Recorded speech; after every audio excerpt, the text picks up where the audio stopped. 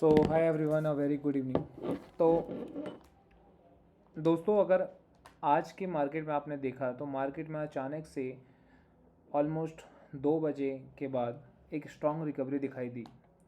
तो सुबह जहां लग रहा था कि मार्केट और टूट सकता है, 22,800 के रीजन को मतलब 22,800 का जो लेवल है उसको ब्रेक कर सकता है, वहीं पर निफ्टी ने दिन के एंड में एक शार्प रैली दिखाई और वहां से वापस एक स्ट्रॉन्ग क्लोज दे दिया। तो अब सवाल यह है कि अचानक मार्केट ऊपर क्यों गया और क्या ये गिरावट ख़त्म हो गई है या ये सिर्फ एक टेम्परेरी बाउंस है। तो आज के वीडियो में हम डिटेल में देखेंगे कि मार्केट के रिकवरी के पीछे जो 3 मेजर रीज़न हैं वो क्या हैं और जो कल की डायरेक्शन भी डिसाइड कर सकते हैं। तो वीडियो को एंड तक ज़रूर देखिएगा। सो नमस्कार दोस्तों, मेरा नाम है अंकित कुमार और आप ये वीडियो देख रहे हैं कोड एंड कैंडल्स के चैनल पे। So welcome back to this channel.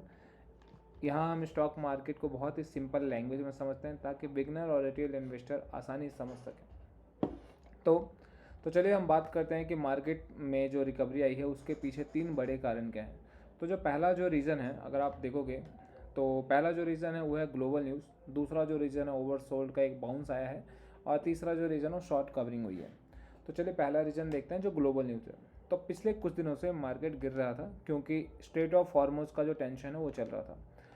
तो स्ट्रेट ऑफ हॉर्मुज़ बेसिकली वो समुद्री रास्ता है जहाँ से ऑलमोस्ट दुनिया के 20% क्रूड का जो दुनिया में 20% जो क्रूड का इंपोर्ट एक्सपोर्ट होता है वहीं से होता है। तो मार्केट को डर था कि अगर ये राउट बंद हो जाएगा, अगर ये रूट बंद हो जाता है तो फिर ऑयल के प्राइस और ज़्यादा तेज़ी से बढ़ने शुरू हो जाएंगे। तो क्रूड अगर आपको पता हो ऑलरेडी 120 से फिर 110 गया था और आज 110 से फिर वापस 102 पे आ गया। तो ये एक पॉजिटिव न्यूज़ आई।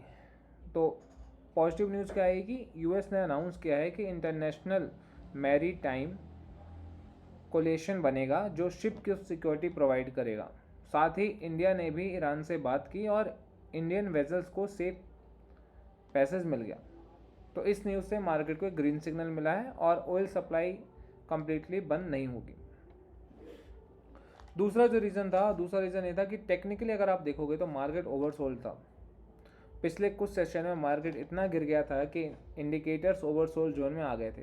आरएसआई 30 के नीचे चला गया था और हिस्ट्री में जब भी आरएसआई इतना नीचे गया है तो मार्केट में बाउंस आता ही है। इसी लेवल्स पे एफआईआईज और डीआईएस ने बाइंग शुरू की और सबसे ज़्यादा बाइंग उन्होंने की एचडीएफसी, रिलायंस और आईसीआईसीआई बैंक में।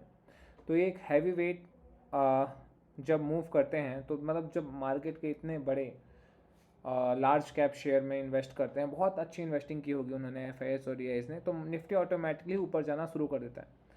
तो और जब बड़े स्टॉक ऊपर गए तो रिटेल ट्रेडर्स का भी कॉन्फिडेंस बूस्ट होना लाजमी है और इस वजह से ही क्या कहते हैं मार्केट में आपको एक अच्छा खासा स्ट्रॉन्ग बाउंस बैक देखने को मिला। तीसरा जो रीज़न था शॉर्ट कवरिंग।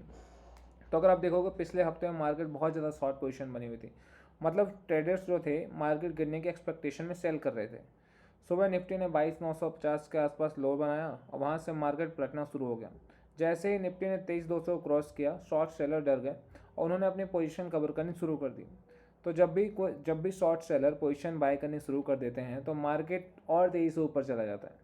तो इसी वजह से लास्ट के 2 घंटे में मार्केट ने स्ट्रॉन्ग रैली दिखाई और निफ्टी 23,400 के आसपास पहुंच गया। तो इसको बोलते हैं शॉर्ट में कवरिंग हो गई। तो मार्केट सेंटीमेंट अब क्या है, अब हम उसके बारे में डिस्कस कर लेते हैं। तो क्या रैली कंटिन्यू हो सकती है या फिर अभी मार्केट का sentiment relief plus technical bounce वाला है। तो अगर क्रूड स्टेबल बना रहा और ग्लोबल टेंशन नहीं बढ़ा और मार्केट तो फिर रिकवर कर सकता है, लेकिन अगर ऑयल फिर से बढ़ेगा तो भी प्रेशर में आ सकता है। लेवल अगर आप देखोगे वॉच करने के तो 23,450 का लेवल अगर निफ्टी क्रॉस करती है तो फिर यहाँ से फिर ऊपर जाने के चांसेस है।